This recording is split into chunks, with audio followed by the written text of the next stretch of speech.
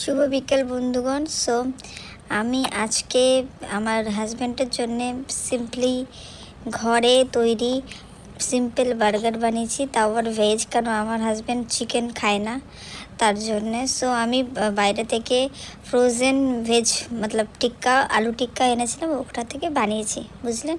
আমাদের চিজ দিয়ে একটুখানি স্লাইসেস দিয়ে কী বলে টমেটো আর পেঁয়াজের স্লাইসেস দিয়ে তারপর আমি সিম্পলি টমেটো সস দিয়ে বানিয়েছি, বুঝলেন। সো আমি জানি না কেমন হয়েছে, তো ওকে বলেছি যে তুমি খেয়ে বলো কেমন হয়েছে, বুঝলে তো। আমি জানি না ভালো হয়েছে কি খারাপ হয়েছে। সো এবার ও বলবে কি কেমন হয়েছে। ওর অ্যাকচুয়ালি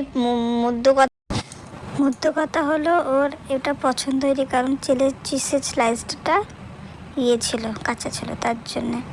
যাই হোক, আমি যেমন তেমন করে বললাম এখন খেয়ে নাও, পরে আমি তোমার জন্য আবার ভালো করে একদিন বানিয়ে দেবো। দেখো না, আমরা তো বেশি কিছু করতে পারি না, সিম্পল ঘরে যাই হোক।